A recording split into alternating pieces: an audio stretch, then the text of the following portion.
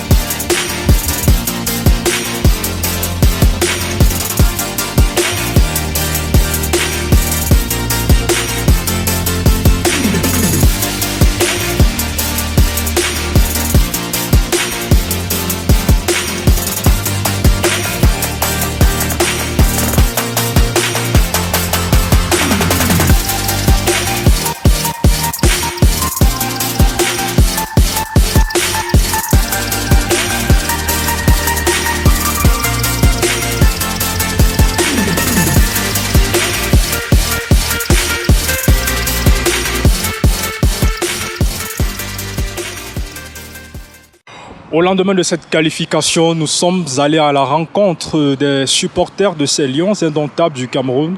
Voici ce qu'ils en pensent à l'issue de ce premier tour.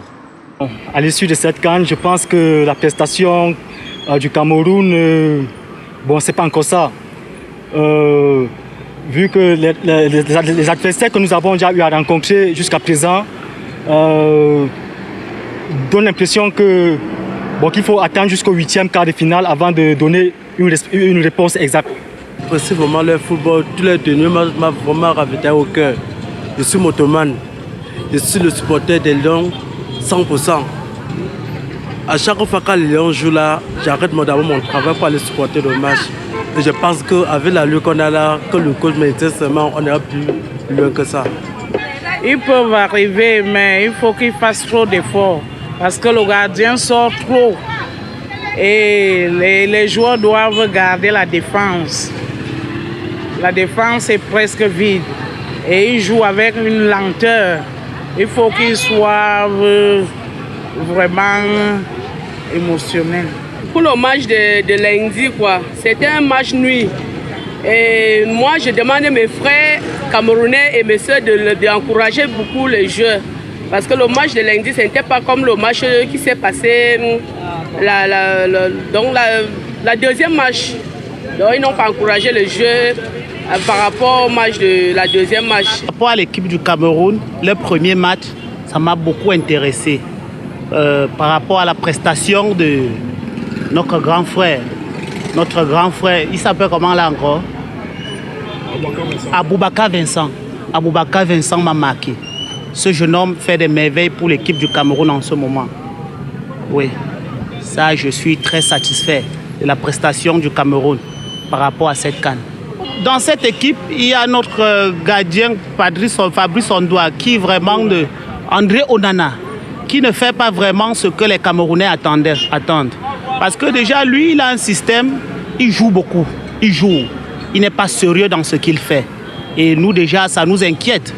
Parce que les huitièmes approchent. On a peur. Avec la Lula, vraiment, André Onana risque d'amener le Cameroun très bas. Je tiens à vous dire que le football que nous maintenons déjà maintenant là, c'est pas vraiment du jeu. Je vois les Camerounais savent déjà comment poser le ballon au sol. Donc bon, je suis de tout avis avec les Camerounais car je sais que nous avions organisé et ça va rester ici là. Ça va demeurer ici parce que nous, ce n'est que nous les lions.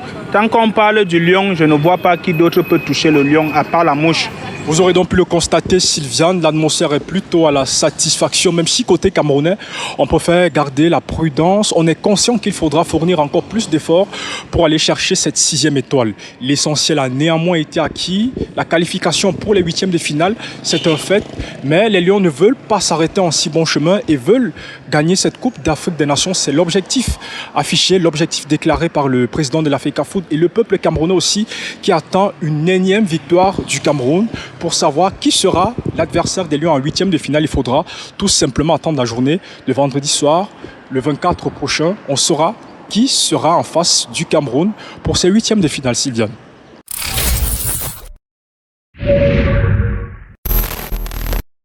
Merci Edouard Bélibi pour cette précision apportée à nos téléspectateurs. Nous rappelons que les 8e de finale du Cameroun débuteront le lundi 24 janvier avec l'un des meilleurs 3e de la compétition. Grande surprise dans cette Coupe d'Afrique des Nations, les Panthères du Gabon qui se qualifient elles aussi en 8e de finale malgré l'éjection de leurs 2 joueurs vedettes, Pierre-Emerick Aubameyang et Mario Lemina. Les Panthères du Gabon n'ont pas eu trop de mal à se faire respecter de leurs adversaires durant tout leur match. Ils terminent 2e de leur poule à l'issue de leur match contre le Maroc avec un score final de 2 buts partout. Notre confrère Hans Ndong-Mebale nous fait le point sur la sélection gabonaise.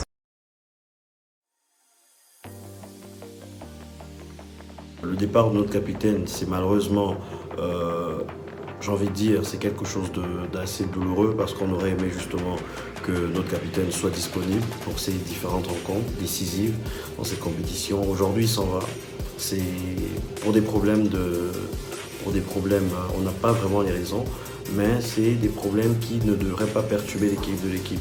Donc avec ce qu'on a montré contre le Ghana et contre le Maroc, je pense que l'équipe est assez solide pour faire face justement à l'absence de son capitaine.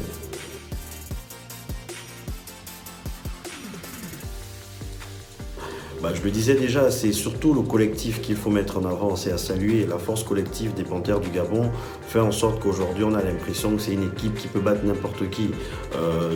La force collective permet justement de déjouer les pronostics dans un premier temps et d'assurer justement un effet de performance sur le terrain lors des différents matchs que nous avons à livrer. Et les matchs que nous avons déjà livrés justement contre le Ghana et contre l'équipe du Maroc.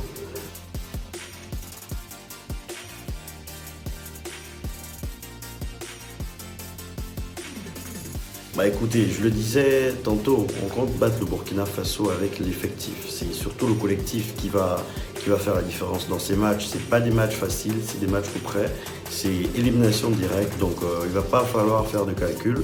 Lors de l'entretien que j'ai eu avec le sélectionneur national, il me disait déjà qu'il va il va jouer la gagne, il ne va pas jouer le match nul, ni jouer un match sans objectif. Ça va être l'enjeu majeur, ça va être la victoire simplement.